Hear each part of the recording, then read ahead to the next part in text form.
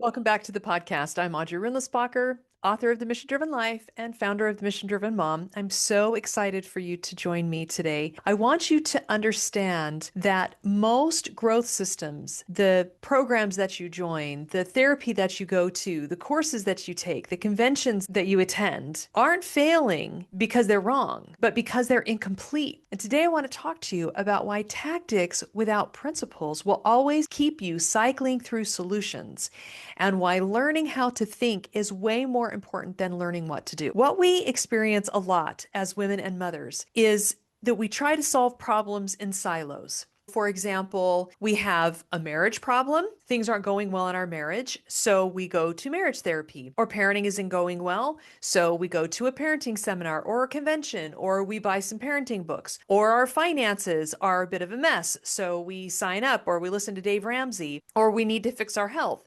And so we go out and get a health coach or a gym pass. These aren't bad things to do. It's not that they're not going to help you. It's not that these people don't have good ideas. And it's not that they're trying to do something wrong. It's just that they don't have a principled approach, even when they might think that they do. The parenting example that I gave last podcast is a perfect example of how this happens. Remember when I told about the moms that bought the book and they all read it and their takeaway was, when our kids argue, we need to let them argue and ignore them, and then it made things worse in their homes? They had trusted an authority. They had leaned into that authority. This person had, I don't know, some kind of doctorate degree or something. Seemed like they really knew what they were talking about. This book had been popular or whatever the situation was.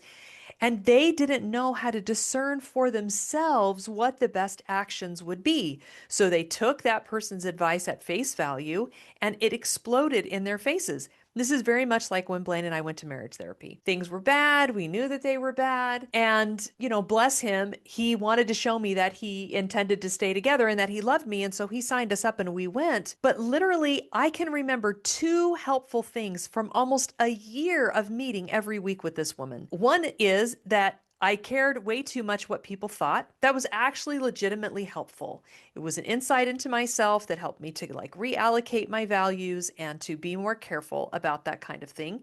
And then the other thing that I remember, which is the only other thing, was this scale she gave to us. She taught us how to use a scale from 1 to 10 on how to plan the dates that we would go on it sometimes. And honestly, other than that, we spent a year. I don't know what we spent back then, 100, 120 a session. It's now like 100 and 150 a session. I mean, you do the math, $4, $5, $6,000. I don't even know what it was that we spent with her.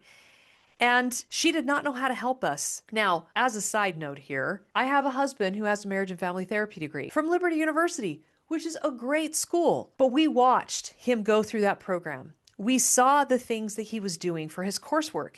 And there are some good books that came out of that, some good advice that came out of that. But fundamentally, they were throwing things at the students. Many of the students seemed like they were broken themselves and were there because they needed their own healing, did not seem like they were in a position to really help other people. And he came out of there really still not having any idea how to do therapy and how to help someone. Now, you can go and get training and apprenticeship and all of that kind of thing. But having been on the inside for how therapists are trained and what they go through, I know that some people are very gifted. I'm not saying that it's not helpful. I'm just saying that we give a lot of credence to what they say. We try that before a lot of other things or instead of other things. And there's a reason why it's not always helpful, because these people don't have the training that we think that they have. They don't have the knowledge and wisdom we often think that they have.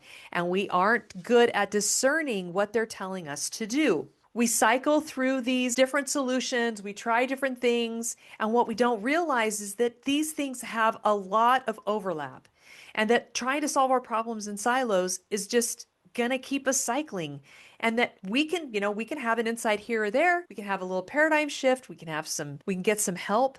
But fundamentally, we aren't actually changed. We aren't actually seeing the world differently. We aren't actually behaving differently, fundamentally, with a different perception of ourselves in the world, a different way of thinking and being. And we absolutely have to get to that point if we're going to become the experts in our own lives. This is because there's a huge difference between principles and applications. Principles are governing truths, and actions are situational behaviors. And not all of the applications, in fact, not most of other people's applications, not most of their suggestions are going to work for me. Most of the time, they're just not. So there's a ton of voices out there. I mean, there's never been a time in the history of the world that can even touch this information age in terms of all of the stuff you're being fed nonstop. It is exhausting to navigate. None of us are properly prepared for it. And unfortunately, we're even less prepared for it because of those things that have been taken away from us that would have helped us to prepare. This is the difference between classical education or liberal arts education and modern education. And I'm going to tell you a little story from 7 Habits for Highly Effective People by Stephen Covey. If you followed me very long, you know he's a favorite. And I'm going to tell you what he did. This is so fascinating. It's going to help you begin to have an insight as to why these things don't feel like they're working so well. If you remember the story I told you last week about Sally and how her marriage was, really unhappy. She was ready to leave, even though their life looked like it was perfect. And it was because she didn't have the tools to see herself in the situation differently. She didn't know how to think differently. And when she did, when she learned how to discern principles and then she strove to live those, everything changed for her. But she didn't have that tool set. And here's one of the reasons why. This is so fascinating. So when Covey, and it's Dr. Covey actually, he did get a doctorate degree. He was working on his doctorate work. I think this was his doctorate work or maybe afterward. This is what he says. I was deeply immersed in an in-depth study of the success literature published in the United States since 1776. And he wrote this in 1989. This was almost at the end of the 20th century, over 2 years of literature. I was reading or scanning literally hundreds of books, articles, and essays in fields such as self-improvement, popular psychology, and self-help. At my fingertips was the sum and substance of what a free and democratic people considered to be the keys to successful living. As my study took me back through 200 years of writing about success, I noticed a startling pattern emerging in the content of the literature. Because of our own pain.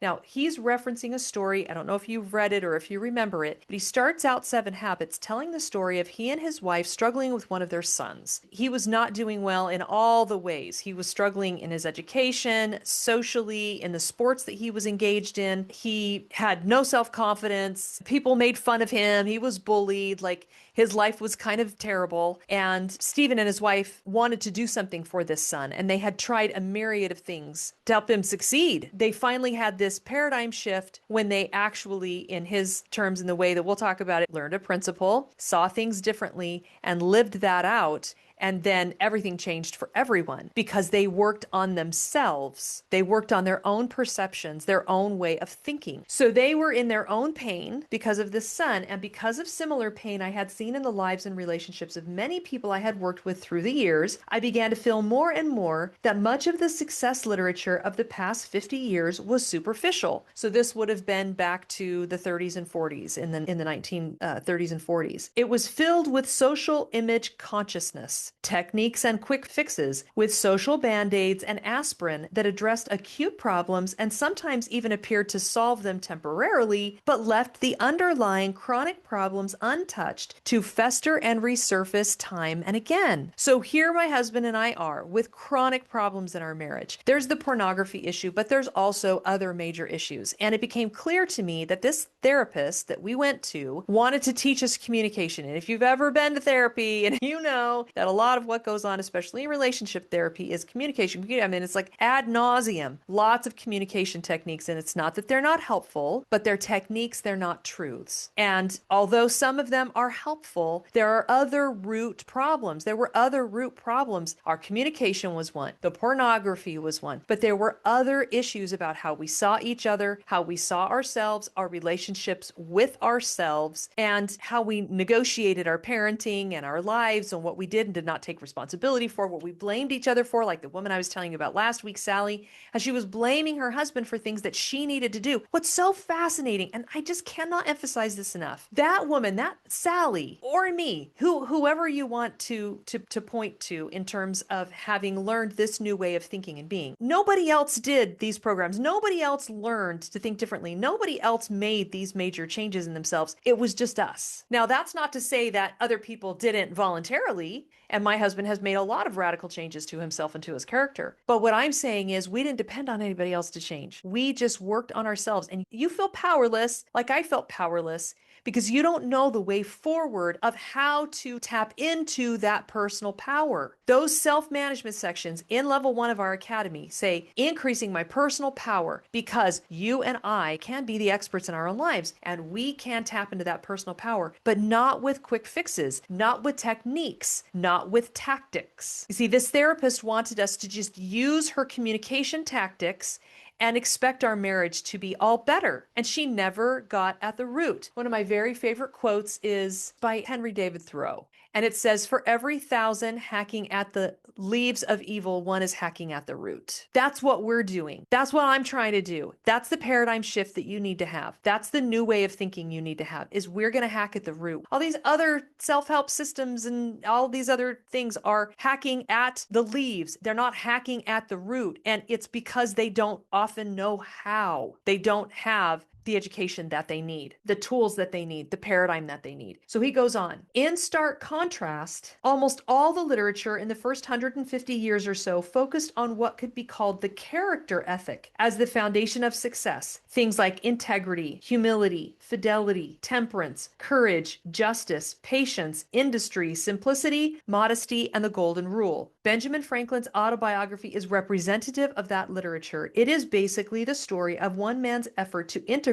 certain principles and habits deep within his nature. If you've ever read it, it's phenomenal, and you should go grab it if you haven't. One set of literature was this character ethic, rich in truth, and the other he calls the personality ethic. And again, like the comparison to the branches or to the roots, the personality ethic, the modern self-help literature is hacking at the branches, a bunch of tactics and help. I want to be completely fair. I get a lot of pitches of people who want to be on this podcast. And more often than not, a lot of these pitches are people who send me an email and they say something like this: I went through this terrible thing. I had this really hard time in my life. I experienced this tragedy, and I got through it, and I wrote a book about it, and now I want to tell your audience. That is wonderful. That's beautiful. I am so grateful that that person got through that hard time. I'm so glad that they found solutions for themselves. I'm so glad that they feel like they're on a solid ground and that they want to share their story, that they've gone to the effort to write a book. That is not easy, and that they want to share it out with the world, and now they're taking initiative reaching out to me. But it doesn't follow that the tactics and the solutions that they came up with that help them are going to help you and I. And they don't actually usually know if they will or not, because they don't have this character ethic, this focus on the root. They're just hacking at the branches. They're just sending out into the world things that worked for them, which is a wonderful thing to do. But you and I have to be able to discern. You and I have to be able to spend time in these books and know for ourselves what applies to us, what we can take home, how we can use this beautiful story to make our lives better. And we need the ability to do that. We need the thinking skills and the proper frames of reference and the ability to identify and discern. So he goes on to describe this personality ethic. This personality ethic essentially took two paths. One was human and public relations techniques. The other was positive mental attitude. Some of this philosophy was expressed in inspiring and sometimes valid maxims. So sometimes they taught things that were true or helpful. Your attitude determines your altitude. Smiling wins more friends than frowning. And whatever the mind of man can conceive and believe, it can achieve. And if you haven't heard that a million times, then I don't think that you have ever gotten on social media, because that's the kind of stuff that we hear all the time. And it's not that it's not true or helpful. It's just that it's not complete. It's not the whole story. And with a million of those coming at us every day and the inability to discern between them, we're at a loss. He goes on, other parts of the personality approach were clearly manipulative, and this does happen. Unfortunately, I had an interaction just with somebody recently family who made a promise and then didn't keep it. And, you know, they gave me good reasons and good excuses for why they were doing that. But now it makes me wonder, were they just trying to get me to do what they wanted me to do? He says they're even deceptive. Sometimes they encourage people to use techniques to get other people to like them, or to fake interest in the hobbies of others to get them what they wanted, or to use the power look or intimidate their way through life. Some of the literature acknowledged character as an ingredient of success, but tended to compartmentalize it rather than recognize it as foundational and catalytic. In other words, they would say, you need to do this so you can have a good character. And we know that character matters, but ultimately, those people don't have the ability, or sometimes the character themselves, to actually ground what it is that they're teaching on a proper character ethic. And I'm going to tell you exactly what he means by that in just a minute. He goes on, reference to the character ethic became mostly lip service. The basic thrust was quick fix influence techniques, power strategies, communication skills, and positive attitudes. Then he goes on to talk about how he and his wife began to realize that they had been using these personality ethic tactics with their son. They had tried to cheer him up. They had told him, go, go, go, you can do it. They tried to talk big about him around people. But actually, what was underneath it all was their own ego, was their way of seeing their son and seeing themselves. Their basic approaches were the problem, and they needed character leveling up. And how could they do that? He explains. The character ethic teaches that there are basic principles of effective living, and that people can only experience true success and enduring happiness as they learn and integrate these principles into their basic character. Before you can ever learn and integrate these principles into your character so that you are living according to the character ethic, and the net result of that is your own personal fulfillment and happiness and peace and flourishing around you, that can only happen unless you can first recognize them. Like, how are you going to live according to them in this flood of information that's coming at you unless you have those discernment skills? So this is playing out in front of us all the time. We see it, we're beaten over the head with it. I want to tell you one quick little anecdote as we finish up today. It was quite heartbreaking to me. Years ago, I was in a bookstore and I was looking for a copy of a book. It might even have been the Bible. I can't remember. And I wanted it to have large margins on the sides. Because why? Because I know how to mark a book properly. I know how to discern truth when I read. And I wanted to be able to take notes, to highlight things, and to write down my thoughts and have a conversation with the author as I read, which is one of many things that we teach you to do in the academy. So I wanted these wide margins on this book. And when I couldn't find a copy of this book that had that, I went and found one of the sales girls, called her over, told her what I was doing, and asked her if they had any copies of this book with these wide margins. And she just kind of looked at me for a minute because clearly she'd never had this request before.